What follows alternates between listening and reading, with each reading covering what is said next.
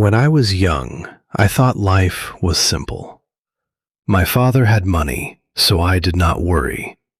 I did not study much. I did not work. My name is Daniel. I grew up in a large house in a quiet town near Manchester. The house had 5 bedrooms, a big garden, and a shiny black car in the driveway. My father owned a small factory. He worked long hours, but I never saw the hard work. I only saw the results: new clothes, expensive toys, and holidays by the sea. Every morning, a driver took me to school. I sat in the back seat and looked out the window.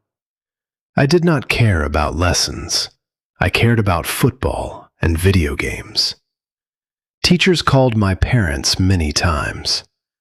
"Daniel is clever," they said, "but he does not try." My father always answered the same way: "He is still young. He will learn later." My mother was kind but quiet. She cooked nice food and kept the house clean. She never forced me to study. She believed my father would always take care of everything. I finished school with low marks. My friends went to university or found jobs. I stayed at home.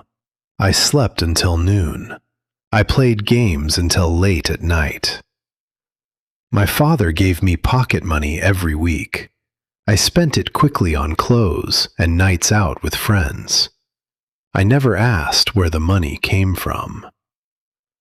One evening, my father came home earlier than usual. His face was gray.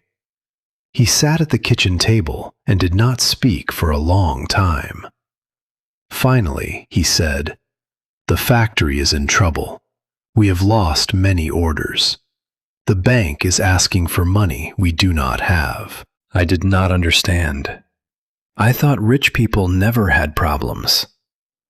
I went upstairs and put on my headphones. Months passed. The shiny car disappeared. Then the gardener stopped coming. Then we sold some furniture. One cold morning, my father called me to the living room. My mother sat beside him. Her eyes were red. "Daniel," my father said, "we have to sell the house. We will move to a small flat.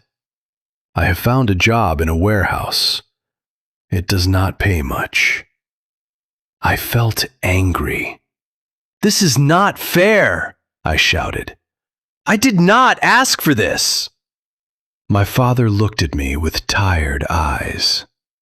"Life is not always fair. From today, you will work too." We moved into a small flat on the 3rd floor of an old building. There was no garden. The heating was weak.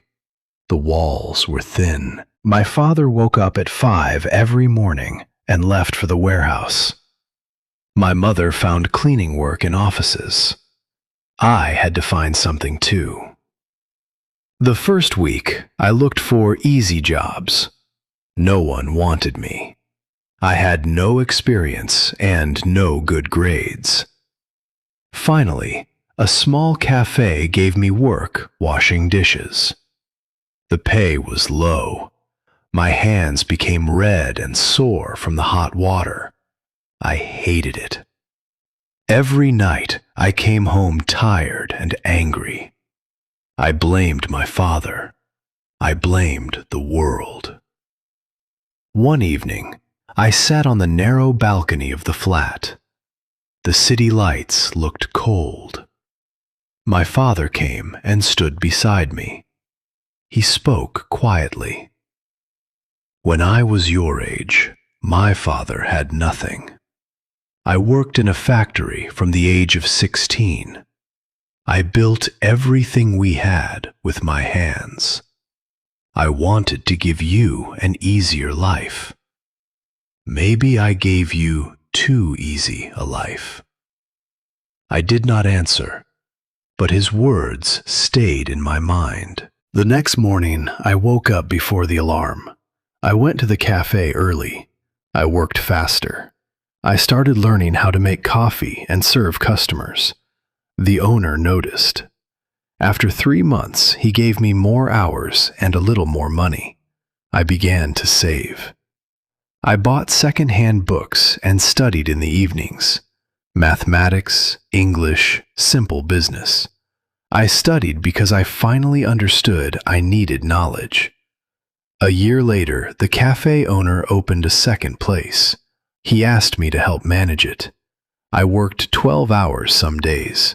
My body was tired, but my mind felt stronger. My father still worked at the warehouse. His back hurt. His hair became white, but he never complained. One Sunday, I took my parents to a small restaurant. It was not expensive, but it was clean and warm. I paid the bill with money I had earned myself. My mother's eyes filled with tears. My father smiled for the first time in a long while. "I am proud of you," he said. Those 4 words meant more than all the pocket money he had given me in the past. Years have passed since we lost the big house. I now manage 2 small cafes. I still work hard. I still wake up early. I am not rich in the way my father once was, but I sleep well at night. I know that what I have belongs to me because I built it. Sometimes I walk past our old house. A new family lives there now. Children play in the garden. I do not feel jealous. I feel grateful. When I was young, I thought life was simple because my father had money. I believed money would always protect me. I was wrong. Money can disappear in one season. Health can change in one day. People you trust can leave. What stays with you is what you build inside yourself. The ability to work, to learn, to stand up after falling. That is the only wealth no one can take away.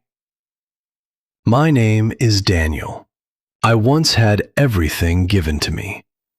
Then I lost it.